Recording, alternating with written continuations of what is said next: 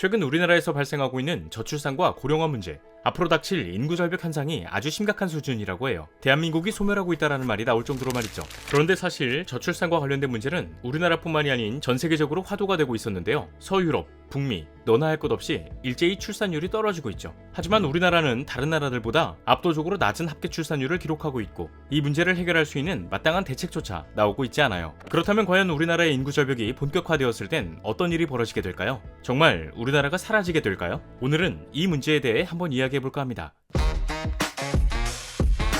자, 오늘 저와 함께 살펴볼 지식 가이드는 인구 절벽으로 곧 올 수 있는 미래입니다. 더 이상 내려갈 곳이 없다라고 생각했던 출산율이 더 떨어졌어요. 2022년 한 해 동안 합계 출산율 0.78을 기록하면서 전년보다 출생아 수가 11,500여 명 감소한 24만 9천 명으로 확인되었습니다. 이 수치는 사상 최초로 출생아 수가 25만 명 이하로 떨어진 것이었죠. 저출산이라고 하면 OECD 기준 2.1명 이하, 그리고 1.3명 이하가 되면 초저출산이라고 하는데, 사실 많은 분들이 알고 계시는 것처럼 우리나라의 경우에는 2002년 1.18명을 기록하면서 초저출산 국가였어요. 남녀 둘이 만나서 하나를 낳다 보니 인구가 절반으로 줄어들고, 또 다음 세대에서도 이런 상황이 반복되면서 인구가 늘어날 기미가 보이지 않고 있죠. 올해 2월 22일 통계청 2022년 인구 동향조사 출생 사망 통계를 참고한 발표에서는 서울 0.59명, 부산 0.72명, 인천 0.75명으로 17개 지자체 중 합계 출산율이 1명을 넘긴 곳은 세종 1.12명 뿐이었고, 전년보다 출산율이 높아진 곳은 대전이 유일했습니다. 게다가 우리나라는 곧 초고령 사회에 진입할 거라는 전망이 존재하죠. 먼저 유엔에서 각 나라별 65세 이상의 인구가 전체 인구에서 차지하는 비율이 7% 이상인 경우를 고령화 사회, 14% 이상은 고령 사회, 20% 이상은 초고령 사회로 구분하고 있어요. 2022년 기준 행정안전부 자료에 따르면 현재 대한민국의 65세 이상 고령 인구는 926만 7,290명으로 전체 인구의 18.0%를 차지하고 있다고 하죠. 결국 2025년에는 65세 이상 인구가 20.6%에 달한다는 전망이 있어 우리나라가 초고령 사회로 진입할 날이 머지 않았다는 것을 체감할 수 있는 것 같아요. 이 상황을 정리해보면 계속해서 출산율은 줄어들고 노인의 비중이 증가하면서 우리나라는 이내 심각한 인구 절벽 현상이 나타날 것이다 입니다. 그러나 사실 우리는 인구 절벽이 왔는지, 또 인구가 줄어들면서 내 삶에 큰 영향을 미치고 있는지 직접적인 체감을 할 수 없는 게 현실이죠. 출퇴근을 하면서 겪는 지옥철, 극심한 취업난 등과 같은 문제를 보면 인구가 감소하게 되면 좋은 거 아닌가? 이렇게 생각하실 수도 있을 거고요. 하지만 현재 우리나라에서는 인구 절벽을 체감할 수 있는 아주 심각한 문제가 발현되고 있습니다. 바로 지역 소멸.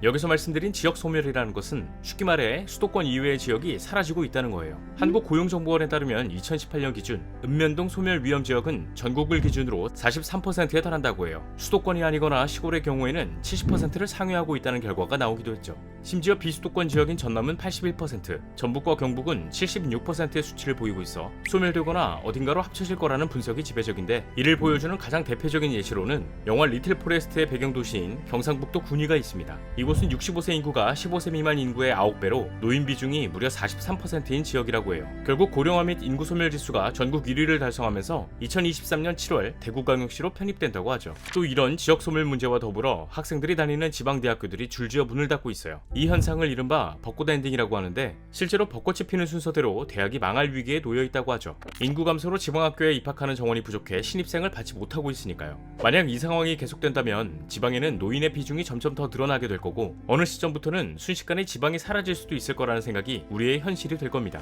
그렇다면 도대체 왜 이런 일이 벌어지고 있는 걸까요? 지금과 같은 현상이 벌어지고 있는 근본적인 이유는 바로 수도권 편중분포라고 할 수 있을 것 같아요. 수도권 편중분포란 쉽게 말해 현 시대를 살아가고 있는 젊은이들이 무조건 서울, 수도권으로 가야 한다, 이런 거죠. 왜? 일자리를 비롯해 사람이 살아가는 데 있어 중요한 인프라가 수도권에 집중되어 있기 때문이에요. 일단 금융회사들이 몰려있는 여의도를 시작으로 강남역 인근에는 삼성, 현대기아차, 포스코 등 대기업 본사가 있죠. 또 종로나 대치동에는 교육과 관련된 학원들이 모여 있고요. 이렇게 모든 자원이 수도권에 분포되어 있다 보니 지방에서는 자리를 잡을 수 없다라는 생각이 지배적인 겁니다. 그러나 힘겹게 서울에 올라와서도 높은 물가와 부동산 가격으로 자리를 잡지 못하는 게 현실이에요. 결국 결혼과 출산이 뒷전으로 미뤄질 수밖에 없는 거죠. 실제로 인구보건복지협회에서 19세에서 34세 비혼 청년을 대상으로 결혼을 꺼리는 이유에 대해 설문조사를 진행한 결과 경제적 여유가 없어서 혼자 사는 게 행복할 것 같다 등의 이유로 2명 중 1명꼴로 결혼 및 출산 의향이 없다고 답했습니다. 이런 답이 나온 이유는 나 혼자 먹고 살기도 바쁜데 때 결혼을 어떻게 하고 현실적으로 아이를 출산하지 못하는 것이다 라는 의미를 담고 있어요. 결국 이런 상황들이 복합적으로 겹쳐지게 되면서 인구절벽의 시대가 펼쳐질 거라고 하는데, 우리가 우려하던 인구절벽이 오게 된다면 가장 먼저 노동자의 인구에 큰 변화가 있을 겁니다. 2021년 기준 사회활동을 가장 활발하게 하는 25세에서 59세까지 노동자의 숫자는 2608만 명이라고 해요. 그러나 10년이 지난 2031년에는 2300만 명으로 약 310만 명이 줄어든다고 하죠. 이렇게만 봤을 때는 노동자 인구 감소율이 그렇게 높게 느껴지지 않을 수 있을 것 같아요. 하지만 이 310만 명이라는 인구는 지금의 인천광역시 인구수보다도 많은 숫자거든요.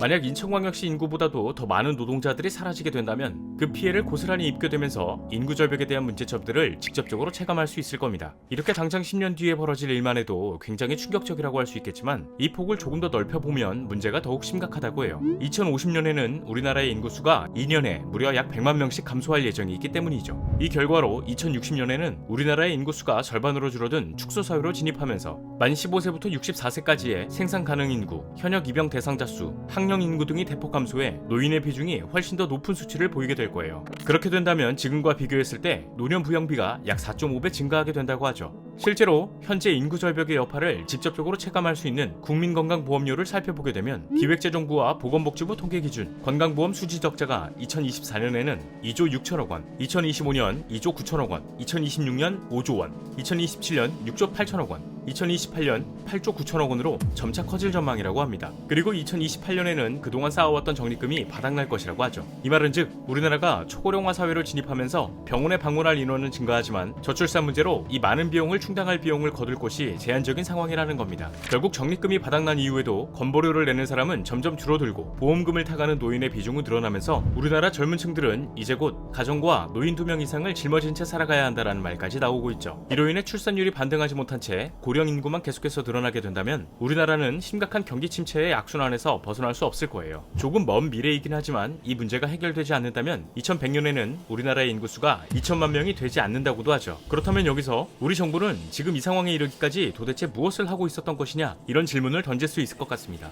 하지만 사실 정부에서는 저출산 문제를 해결하기 위해 지난 16년간 약 280조 원의 예산을 쏟아붓고 있었어요. 이 정책에는 결혼 전, 결혼, 임신 전, 임신, 출산, 육아 등 단계별로 나누어 출산을 장려하는 다양한 정책이 포함되어 있다고 하죠. 이 중에는 출산 후 일정 기간 현금을 지원하는 방식인 출산지원금의 비중이 76.5%로 가장 컸으나, 한국보건사회연구원의 출산지원금이 지역출산력에 미치는 영향에 대한 공간적 변이 탐색 논문에 따르면 출산지원금이 출산율 제고에 어느 정도 효과를 내고는 있지만 인구 감소 지역의 경우 효과가 미미하다라는 결과를 낳았다고 하죠. 결국 현대 우리 사회는 어느 순간부터 20대에 아이를 낳지 않는 것이 당연한 사회가 되어버렸어요. 저출산과 관련된 문제가 우리나라뿐만이 아닌 전 세계에서 발생하고 있다고 해도 우리나라는 현재 압도적인 수치를 보이고 있죠. 2022년 기준 OECD 38개 회원국 평균 합계 출산율은 1.59명으로 우리나라는 이 수치의 절반도 못 미치는 0.78을 기록했으니까요. 게다가 저출산 문제가 심각하다고 알려진 일본과 이탈리아조차도 각각 1.33명,